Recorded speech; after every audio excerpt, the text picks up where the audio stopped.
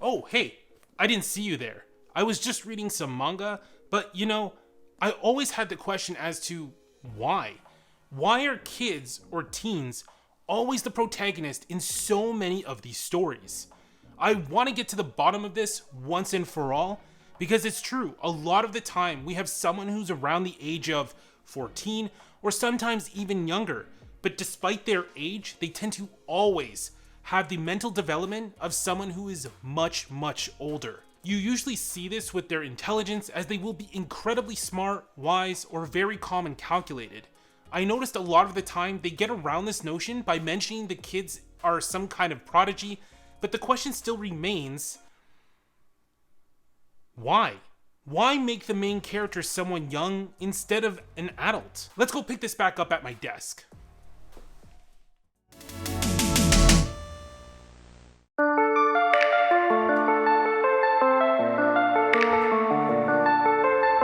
So I went down a deep dark rabbit hole doing a ton of research as to why this is the case, along with some of my own ideas, and we can once and for all figure out this together.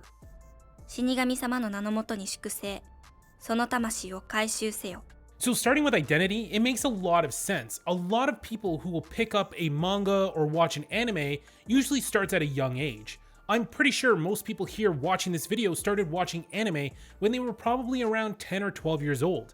I know for myself, the first time I ever saw an anime was when I was 10 years old, waking up in the morning and Sailor Moon was on TV before school, which was my first exposure to anime before I even knew what anime even was. Keeping that in mind, being young and not having a lot of experience in the world, it stands to reason that you would identify with someone closer to your age. A character having to finish homework and get to school and worried about being late so they don't get in trouble with the teacher, these are all things someone around 12 years old can really relate to and understand. When you're 12, watching someone in their 40s doing work in the office, yes, you can understand the task at hand, but you can't really relate to it as you haven't developed those personal experiences to it just yet. We're watching the story through the main character's perspective, and so scenes of them coming home from school and their mom is in the kitchen preparing something to eat are all things that as kids they can generally relate to. Now, this may not always be the case, and of course it's not the only reason, because here in the West we tend to actually have it the complete opposite way. For example, with characters like Batman or Superman, they are adults with jobs and we are watching them have to balance both these things. And even though when I was a kid watching Clark Kent work at the Daily Bugle, it didn't compromise my ability to still cheer for Superman and care about his daily struggles. So identity can't be the only reason for a lot of our protagonists in anime being young. So that brings us to another aspect, and that's culture. 実はカヨが風邪で休んでいるというのは嘘なんだ。 Japan is a fascinating place, and I'm sure you watching this video, you've either been to Japan or it's been on your bucket list for a long time, and it's one of those places you just have to visit. And I can tell you firsthand, it's beautiful. And I cherish the time I spent there deeply. One thing you will notice, and I'm sure you have noticed within anime, is a lot of cuteness, aka kawaii. They draw chibi looking characters or characters with big eyes to make them look more cute and innocent, and this phenomenon has brought on some of the biggest franchises on the planet. We're talking about Pokemon, Hello Kitty, and even Mario, just to name a few.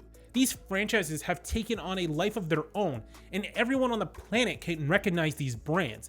And yes, cute doesn't always have to play a role in the branding, just like Gundam or Dragon Ball as a few examples. So why does this cuteness factor seem so relevant in anime and within Japan in general? Now, it's something that definitely sticks out more to foreigners visiting Japan, but apart from the reason is the culture. I remember having this conversation with Albo when I first landed in Japan, and we discussed why does Japan have some of these interesting quirks, and a large part of it has to do with individuality. When you are young, you still have the entire world ahead of you and anything is possible. But once you grow into an adult and get a full-time job, you now have the pressures of adulthood. You work in your salaryman type of position, which leaves no room for individuality. You have to conform to the identity of the corporate world. Alongside this, you add on long working hours because your boss never goes home, and you are now stuck in the office 8 a.m. to 8 p.m. Then afterward going out with your boss to get drinks at the bar until 1 in the morning, where you now have to head home, sleep,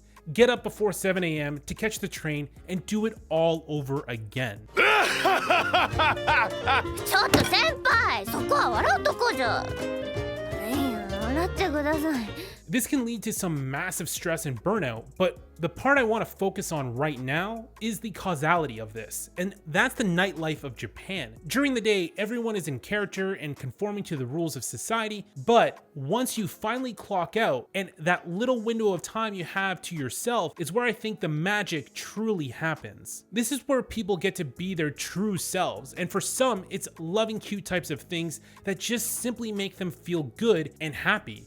I think it's something we can all relate to. If you look at a puppy and see its happy little face, it immediately brings that feeling of joy, so bringing that back to anime, it can offer the same type of feeling. I bet you everyone watching this right now is like just so jealous that they wish they had a 2D waifu. Yeah.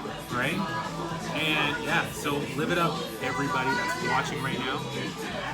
You should encourage people to follow their dreams, because if you could do it. Exactly. I came all the way to Japan. I found a 2D waifu. See, it even moves. It even moves on its own.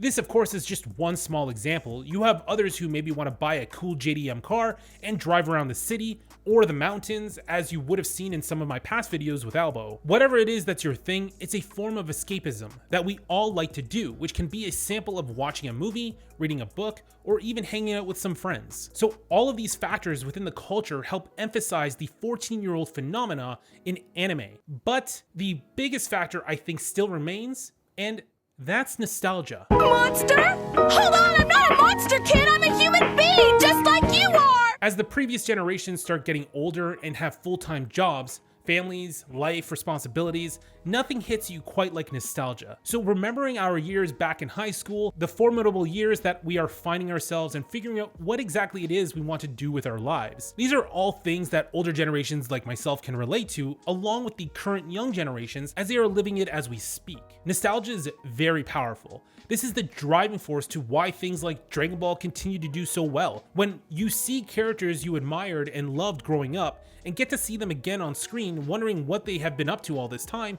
brings so much joy. This is exactly why you see me making reviews to Dragon Ball Super, and despite my constant complaints, the nostalgia and love I have for that franchise keeps me coming back. Oh, by the way, if you haven't, definitely check out those reviews. I drop a new one once a month when the chapter drops. I'll put a link in the description. So when you're combining the nostalgia of the older generations, the studios know they have a built-in fan base, or even if it's not necessarily based on an old series, but a new property altogether, the elements within that property, like them being 14, is something every generation can relate to. We can feel like we are going back in time, or younger generations can feel like this is something that relates to them right now. So that now brings us to demographics. So how does age factor into liking anime? Well, it depends on how you look at it. Of course, anybody at any age can enjoy anime. This isn't what I'm going to be focusing on here. What I will be mentioning is the starting age of someone who gets into anime.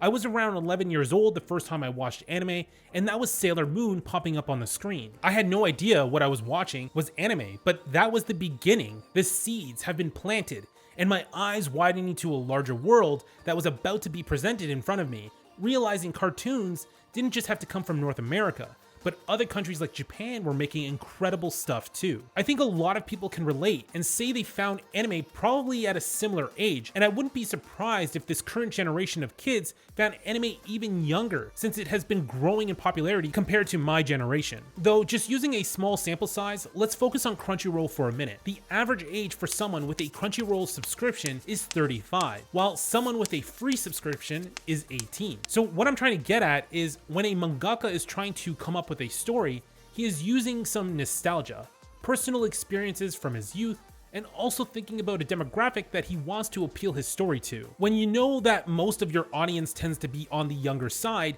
with more disposable income, you then consider tailoring your story to that demographic that will relate to the story. Now, this is obviously not always the case, and there are plenty of anime examples focusing on older characters, and of course the genre of anime can play a major role in this, like shonens, for example, will almost always lean toward the teen audience.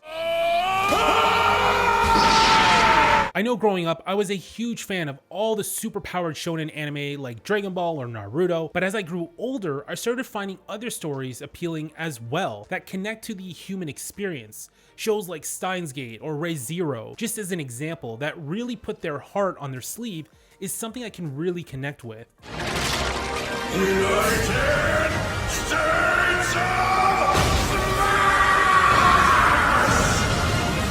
So why do you think a lot of anime have 14-year-old protagonists? I want to hear your thoughts and start a conversation, so leave your comments below. If you're still watching to this point in the video, thank you so much. It truly means a lot to me as I put a lot of work into these videos, and the kind of responses I get in the comments make it all worth it. If you enjoyed this, consider subscribing. Hitting the like button is a huge help, and click the notification icon to be the first notified when I drop my next video. So that's all for this one. See you in the next video.